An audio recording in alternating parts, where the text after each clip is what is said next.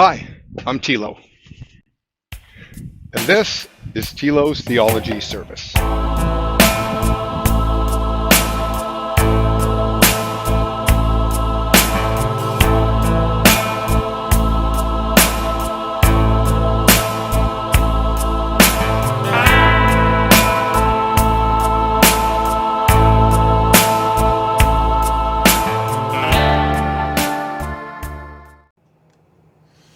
Hi, and welcome to the shop.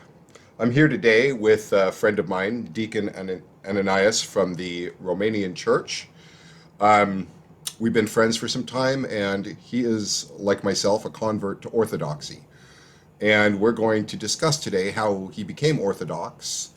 Deacon, would you like to introduce yourself? Thank you, Thilo. Yes, as Thilo said, I'm a deacon in the Romanian Orthodox Church and a convert. And my background is converting from evangelical Christianity, to Lutheranism, and eventually to Orthodoxy. This is not an uncommon path, the path backward. Typically, you find the people who take that path backward historically do it through studies, where very often you see people who go the other direction do it typically through emotional responses and Right. not so much through scholastic endeavors. Yeah, so part of my education was obviously due to, I'm indebted to my education for my conversion as well as many other things. But again, I started in evangelical Christianity, in Calvary Chapel is where Which Calvary was that? the original.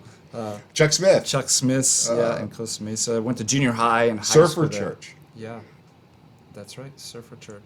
Nice. So what was it that kind of pointed you down this road toward Orthodoxy?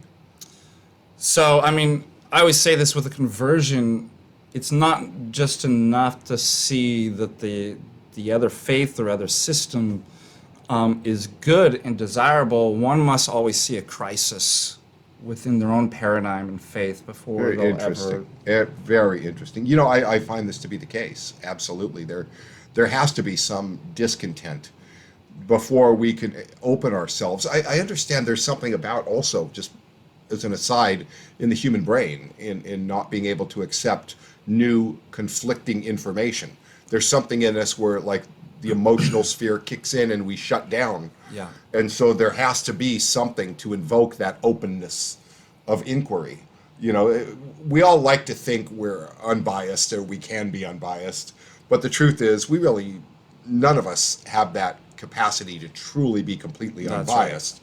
Right. And I've always said that, being aware of the bias is a starting point. That's right. In order to learn anything. But even so, then there has to come something to help kind of deconstruct. This is a huge thing. We find many people, at least I do in the Coptic faith, that convert through, say, marriage. And I always say they, converted to a beautiful Egyptian girl. They didn't convert to the Orthodox faith. And then I find that, later on, there really wasn't any deconstruction, and there comes a sort of a melding of the two and not understanding what the distinctions are. Yeah. So what was it that created sort of a discontentment in you that made you now want to look further? Is there something else? And then what made you look in this direction for something else? Right. So, this probably started in high school, going to evangelical services, that there were things that, at a very emotive level, I hadn't processed it intellectually yet because I didn't have the tools theologically or philosophically. It hadn't been introduced to me to be able to kind of sort these things out. And so it came at a kind of very gut reaction to something's not right, or something's making me feel uncomfortable about this. And it typically was kind of the ethos, the style of worship. Talk for just a moment what an ethos is, because I use this term all the time, and people ask me, to kind of help define. Sometimes I have these discussions where people say, what's wrong with it, and want to, sort of unpack theological, doctrinal specifics, And I kind of stop and go, but the ethos tells you everything's wrong. So what is an ethos? I mean, ethos is like a spirit almost of a paradigm or a system, very similar to, like we would say, a culture. So these are kind of almost emergent properties from kind of subvening more fundamentals. Yes. And so if you have certain beliefs and practices that you engage in, it gives a type of feel, an ethos, a culture that kind of is on top. Like a flavor. Like a flavor, yeah. Yeah, that kind of Or a permeates. smell. Yes, a smell that it just permeates. You know, you can hear sometimes when somebody speaks, you could be a minute into it, and they haven't even moved into anything that's of any substantive doctrine, but you just know by the language and the smell where that background came from. Right, and language is often clued to both the sort of ethos that one is immersed within and the type of theology or philosophy in which that. So for us, if we're analyzing different religions and paradigms, and we hear certain words, just like cultures have certain phrases, philosophies and religions have their own phrases too. And so these become kind of clues for us that I know that if they're using this vocabulary, they're coming from a particular school of thought. Absolutely. One of the first ones that it really kind of struck me when I was looking into Coptic Orthodoxy was Father Daniel saying, I'd hear people say, "Where do you pray?" And, our language as evangelicals was, "Where do you go to church?" And just that little thing right there tells, you can pick up right away when somebody says, "Where do you pray?" Oh, that must be an Orthodox person. Right. Because this is, we go, and I think it conveys so much more that's underneath it, because we go to pray. That's right. That's the whole point of our assembly. It's hours of prayers, and that's what we're there for. Whereas going to church, there was a term we used to use. Here's another one. Where do you go to get fed? Yeah. Okay, and getting fed is clearly, it's like this, neon lights, evangelicalism. Because you go there to be fed, where you say, no, we go to pray. That's right. And it really does help to convey the transcendent theology throughout the whole system in such simple terms. And a benefit of studying philosophy of language is that words don't exist in isolation.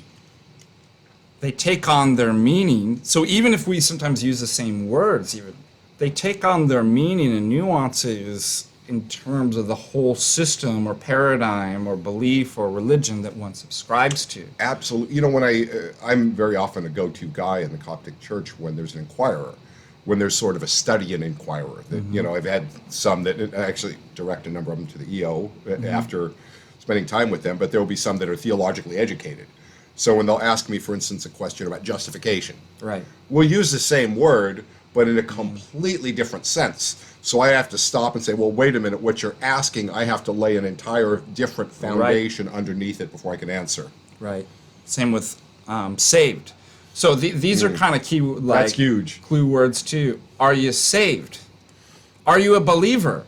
Wow. It's like everybody's a believer in something, right? Wow. Wow. So these, and this isn't just a problem in Protestantism or religion, it's a problem across the board. You see this in politics too, that you have kind of empty and vacant words that are ambiguous in their meaning, but they're used within certain systems and paradigms, and they end up becoming useful, but nobody really knows what, if you ask somebody, well, what do you mean by saved, justified? What do you, they may not have a coherent... Are you spirit-filled? Are you spirit-filled? Wow. I mean, like right away, this is a charismatic. Right. How are you slain in the spirit? Have you been slain in the spirit? Yeah, it's like, I don't know, now that I'm Orthodox, when I hear that term, I think of Ananias and Sapphira. Yeah. Wrong Ananias, by the way. So, so Calvary Chapel is really interesting. It comes out of, both a Baptist and kind of Pentecostal merger. Foursquare Church, I think, is where Chuck Smith came out of, but there was a lot of Pentecostal influence as well. And so later, the headquarters, Costa Mesa, that became more conservative, but you have off branches, that were very, charismatic in spirit. You even have, if you remember, Set Free, the biker. Oh yeah, Phil Aguilar. Yep, I that was actually kind of a went there one branch. time many years ago. I kind of liked it. Yeah, everybody looked cool. A bunch of tatted thugs Yeah. doing church together. Nice. But I noticed it like every week. Again, it's back to the ethos. Yeah. So this was a ministry set on drawing people out of very harsh, dark, sinful lifestyles to the light of Christ. But every week there would be a message of evangelism. That would be the Yeah. sermon about come to Christ. And I found that, quite a number of people then would, after a year, okay, I came to Christ a year me do ago. it again. And it's every week it's come to Christ. Now what? And so I think that's where Calvary's kind of, I know that like Raul Reese and some of those, in doing sort of a more Bible study approach to it, a number of people then would turn in those sort of directions to look, okay, I've accepted Christ, and every week you're telling me to accept Christ, but now what? Yeah. And so they kind of focus more on the discipleship building aspect through Bible studies and so on. But what particularly rubbed me the wrong way, and I wasn't the only one. Obviously, my wife and a lot of my friends had the same kind of uncomfortableness. It started off as a kind of uncomfortableness and this kind of contemporary worship. I didn't particularly find the music enjoyable. It wasn't my style of music, but It's teenage. It's a 15-year-old's love song to her boyfriend, kind of. That's exactly.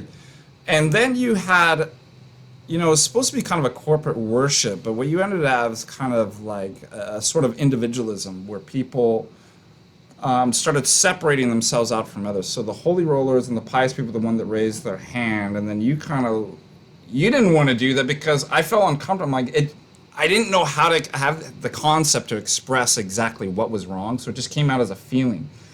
But I just felt it was wrong for me to raise it just seemed inappropriate somehow. And I thought, well, maybe I'm evil.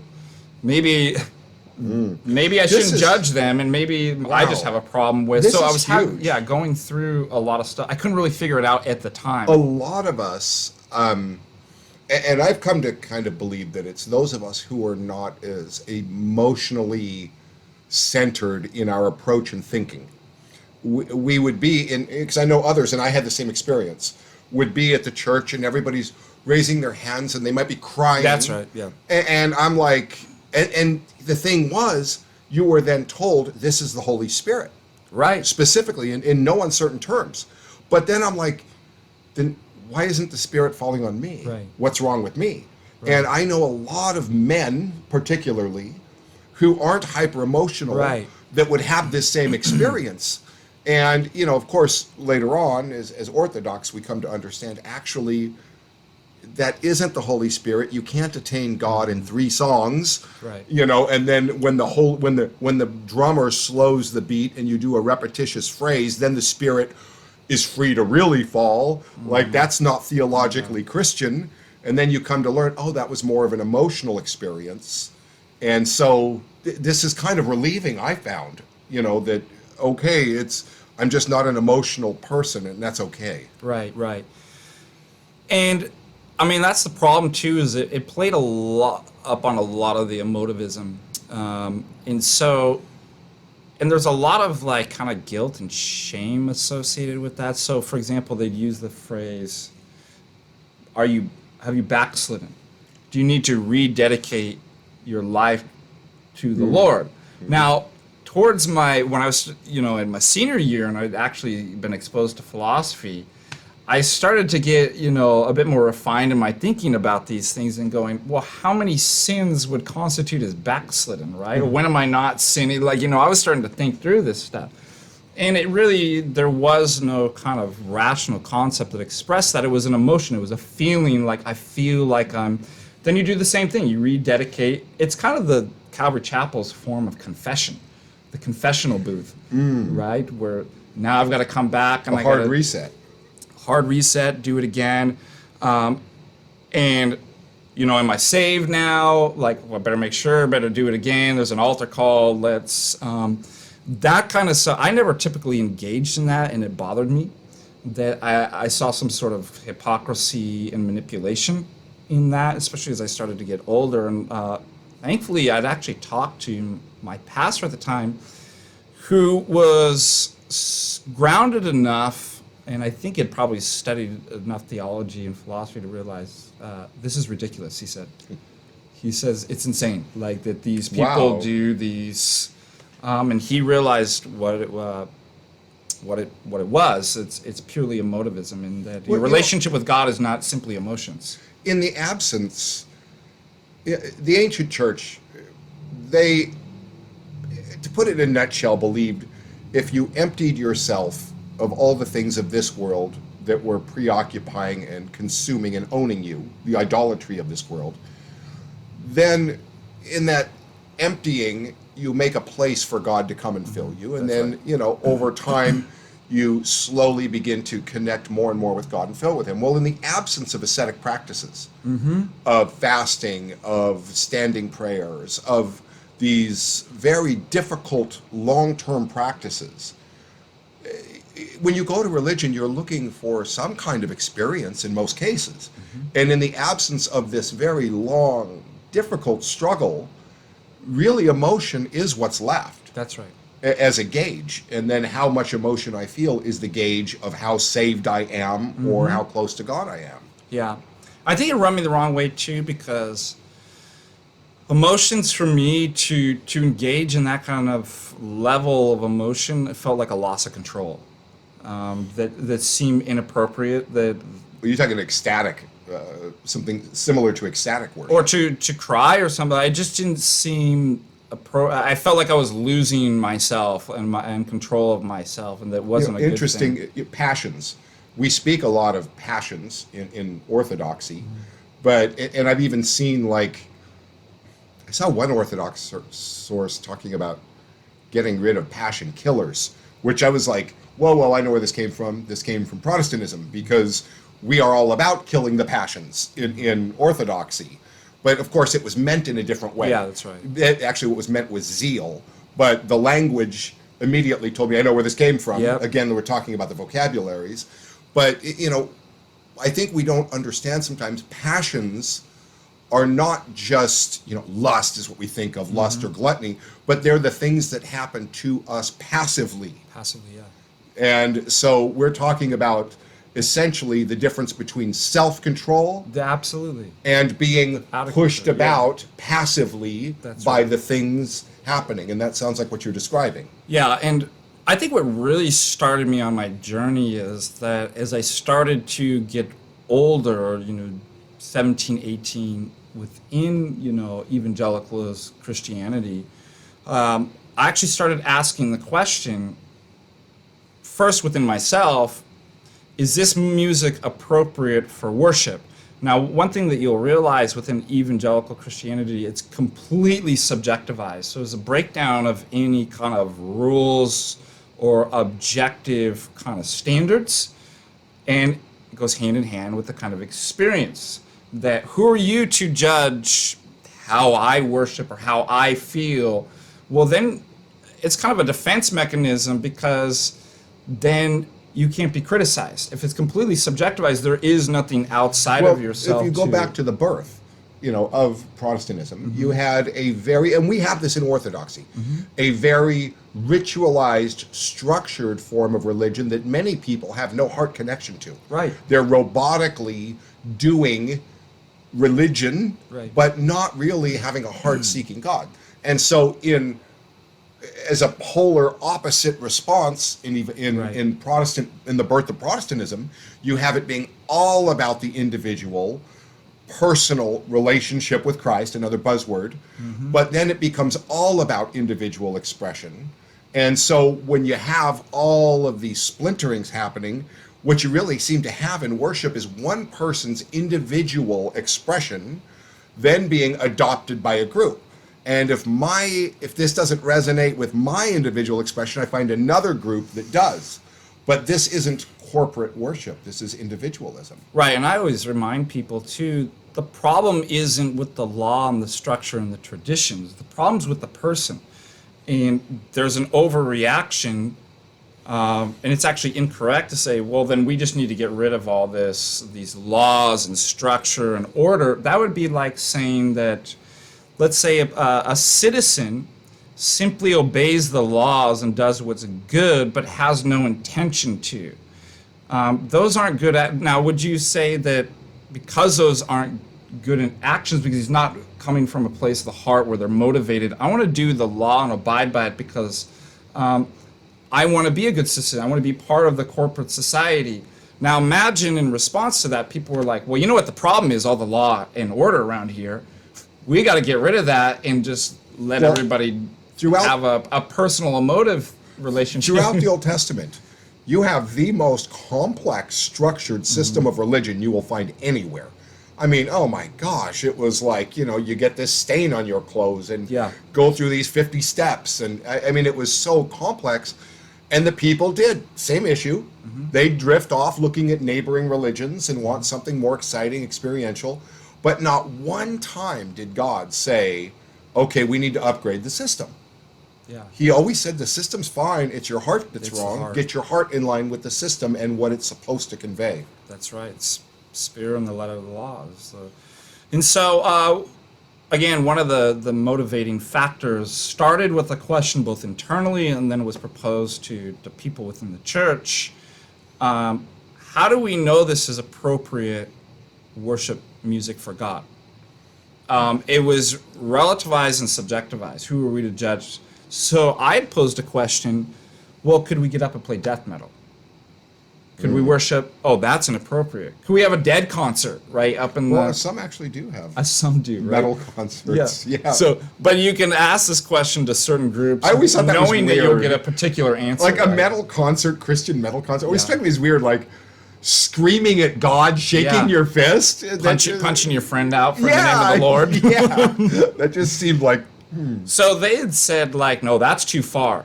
And I said, bingo, we've got a standard then that we can agree on. Oh, nice. That it isn't actually subjective. And if there's a standard, an objective standard, I'd like to find Now, it. how old were you when you were starting to really kind of wrestle with these things? 17, 18 years old. And then 18 years old, they brought a big mistake. They brought an apologist who taught basic logic and philosophy and Christian apologetics. So all the things that they couldn't answer, this guy was like, oh yeah, this is easy, and I was like, you've got to be kidding me. Christianity is actually rational? That gave me hope, because if I didn't have somebody like that introduced in my life, I probably would have abandoned. I wasn't getting good answers. Nobody was answering my deep concerns and questions. In all fairness, at least in my end as a Coptic Christian, our lack of rational, logical apologetics is pretty substantial. Yeah, so it's important to have that. Again, it can save people like you and I, from departing completely from Christ. And I started going to philosophy groups, started taking philosophy, studying theology, and again, wanted to get as far away from evangelicalism as possible. I started to realize that this can't be where it's at. It cannot be true. And in my quest to find, well, what would the church look like? Because people would say the church is wherever you want it. You want to be on your surfboard. You don't have to be a building. They always say a church isn't a building. I connect to God, in the forest. In the forest, right? Like, who doesn't?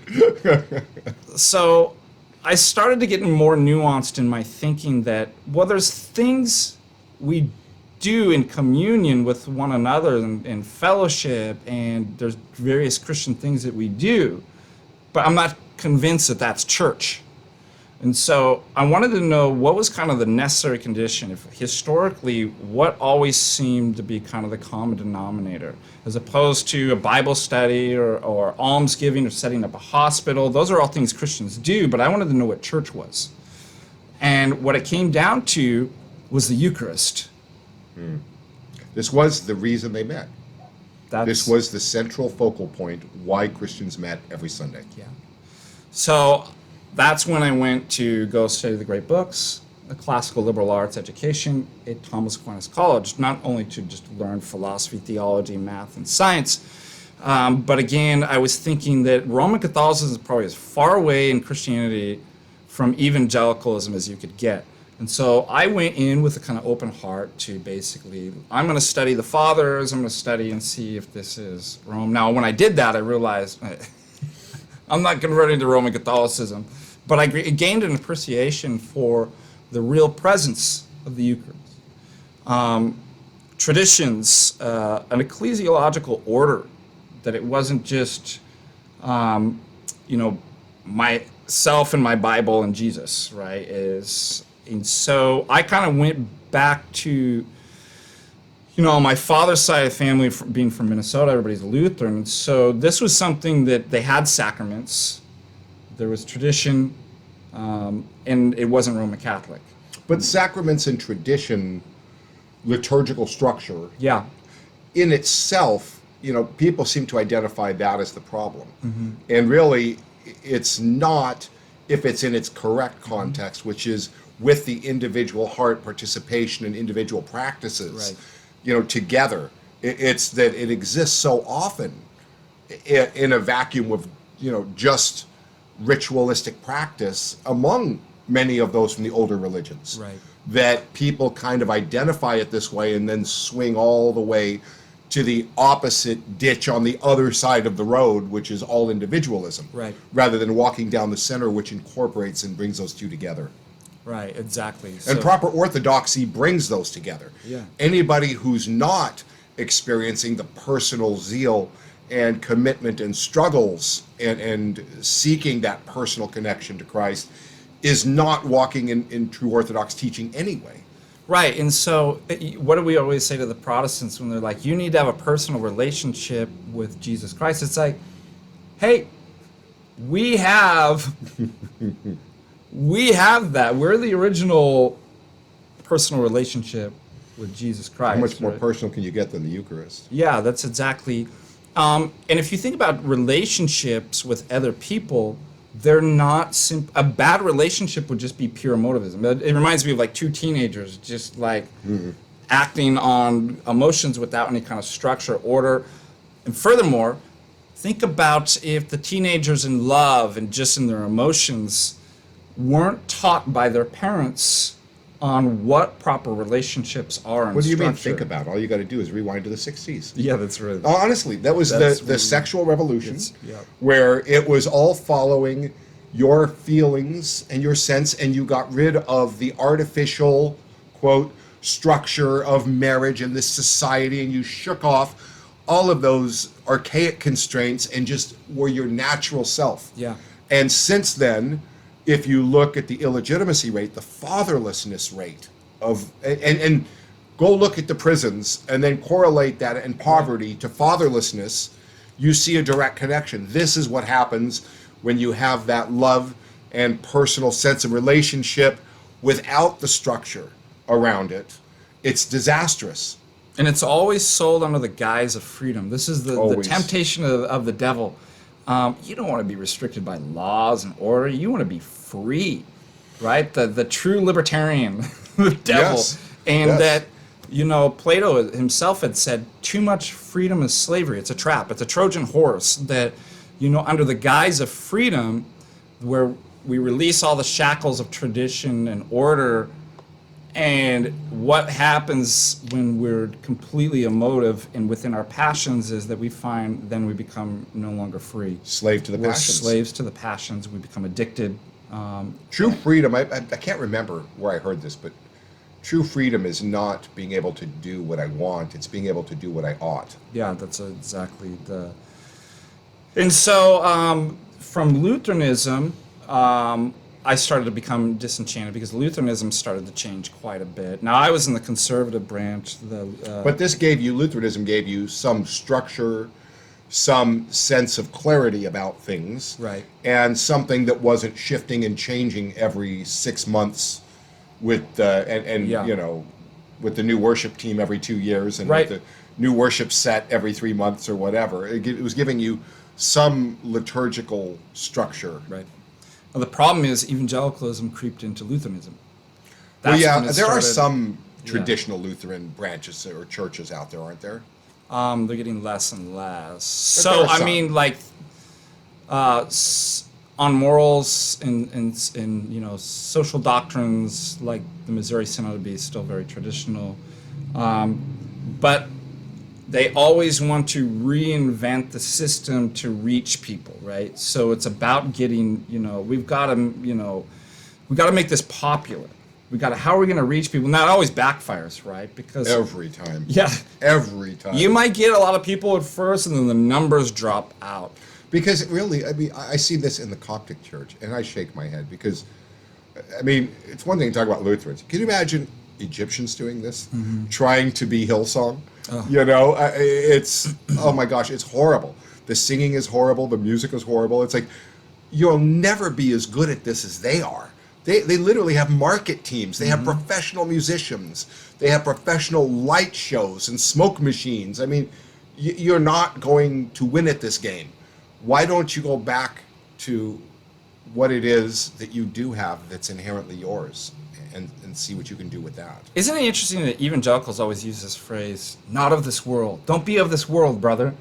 But that's exactly what they've done. They have embraced the ethos and culture of the secular modern world. And, nobody's saying you can't actually play this type of music, and whatever you do, it may not even be music, it may be, work or construction, that you don't give that to the glory of God. Nobody's saying that. Like, you can do these things, but then there's something liturgically, what type of appropriate music.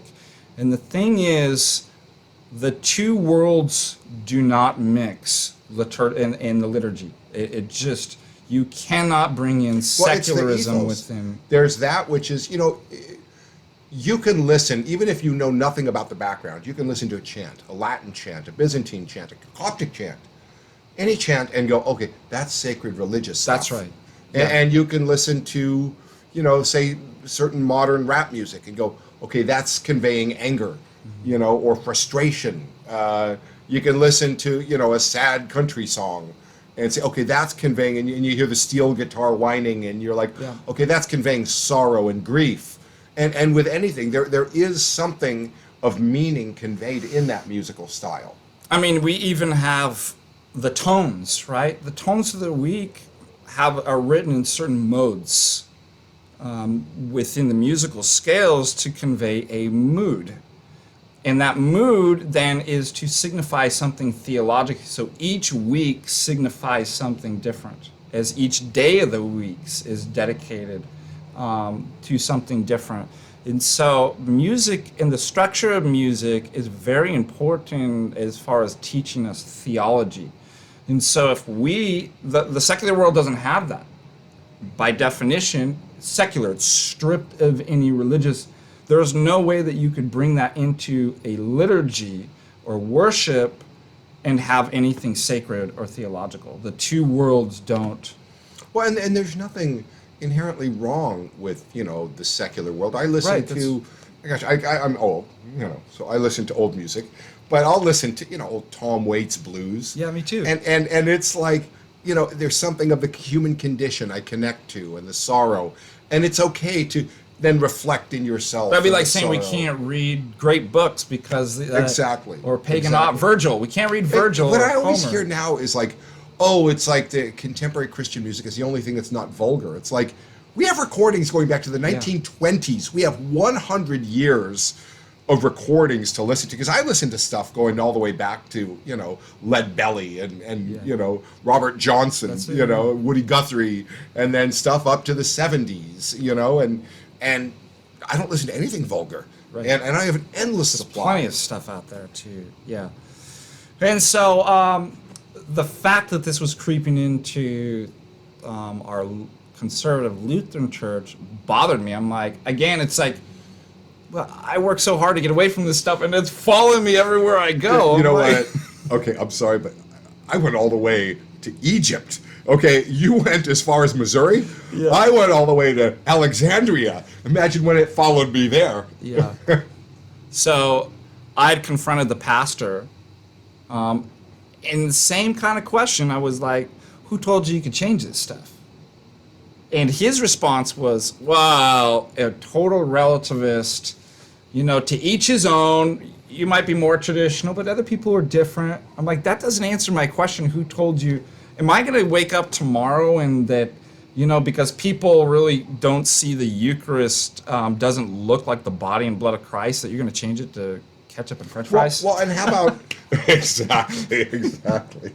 But how about the response you get always points in one direction, and it's people. Yeah, It's never pointing to God. that's right. It's always pointing to some perceived need in people, which is anthropocentric religion, rather Yeah. than theocentric religion, where we're pointing and looking up to God. And you know what we say, the liturgy is patterned in the worship that's going on in heaven.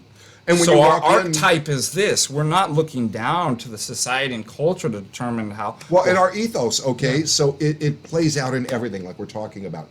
You walk into an Orthodox church, walk in, say, an hour late with the rest of the Egyptians, and look and see which way everybody's pointing. Every single person is pointing at the altar. Yeah. Nobody's facing you. Then you walk into an evangelical church, say on time, like evangelicals do, Yeah. they show up on time, and from the parking lot, they're facing you.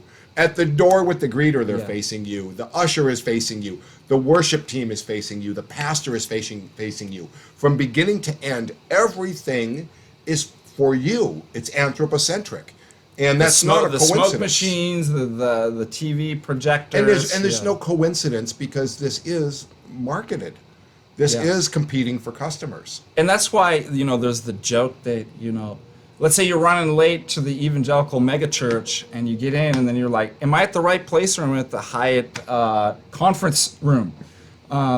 This notion of, and it's hitting on the points that even the structure and architecture, not even just religiously speaking, but within cultures and societies, you can actually do a philosophy of architecture and see what the underlying ideas are. For example, minimalism comes out of kind of a Marxist communist, right, thought.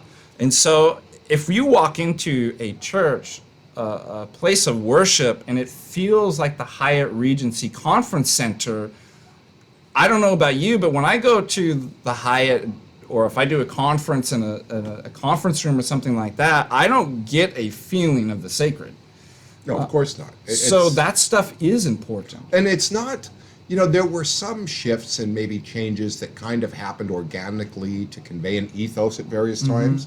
But starting with Willow Creek, decades ago, that was literally a market team Yeah.